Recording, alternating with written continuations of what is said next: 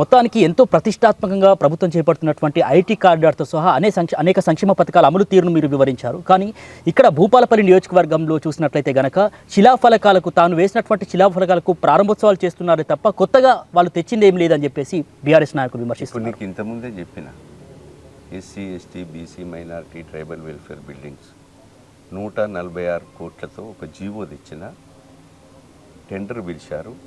దానికి విజయదశమి రోజు నేనే శంకుస్థాపన చేసిన 146 కోట్లు. అదేవిధంగా ఇండస్ట్రియల్ పార్కు 3.5 కోట్లతో టెండర్ పిలిచినారు, రోడ్లు వేయించినాం. ఇంకా 15 కోట్లు మళ్ళీ టెండర్ పిలుస్తున్నాం. దానికి సబ్స్టేషను, కాంపౌండ్ వాళ్ళు, తర్వాత క్వార్టర్స్ దానికి చేసినాం. ఇదే భూపాలపల్లిలో నర్సింగ్ కాలేజీకు గౌరవనీయులు ముఖ్యమంత్రి రేవంత్ రెడ్డి గారికి చెప్పి కొత్త కాలేజీ తెచ్చాను. కొత్త కాలేజీకు స్టాఫ్ను కూడా తీసుకొచ్చాం. ఆ కొత్త కాలేజీకి 26 కోట్ల రూపాయలు కొత్త బిల్డింగ్ కూడా తెచ్చాను. టెండర్ కూడా పూర్తయిపోయింది.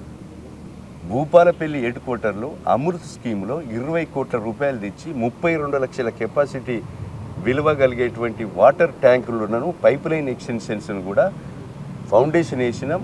హాస్పిటల్లో వాటర్ ట్యాంక్ కడుతున్నారు. నేను వేసిన ఫౌండేషన్ కాడ కూడా పనులు కూడా మొదలైపోయినాయి. ఆలోచన లేకుండా, ఇంగిత జ్ఞానం లేకుండా మాట్లాడితే దానికి ఎవరేం చెప్పలేం. ఈ నియోజకవర్గంలో 185 గ్రామ పంచాయతీలు ఉన్నాయి. ప్రతి గ్రామ పంచాయతీ 10, 20, 30 లక్షలు సీసీ రోడ్లు ఇచ్చాం, సైడ్ డ్రైన్స్ ఇచ్చాం, కమ్యూనిటీ హాల్స్ ఇచ్చాం, స్కూల్ బిల్డింగ్లు ఇచ్చాం. ప్రతి గ్రామ పంచాయతీలో కొత్త ప్రొసీడింగ్స్ డేట్లతో సహా ప్రూఫ్ చేస్తా. ఇవన్నీ నీకు చిత్తశుద్ధి ఉంటే దమ్ముంటారా? నేను ప్రొసీడింగ్ మొత్తం మీ దగ్గర పెట్టి నేను చెప్పినవన్నీ కూడా ఒక్కడి కూడా ఆ ప్రభుత్వంలో వస్తే ముక్కు ఉసిపోయేదాకా నేలకు రాస్తా.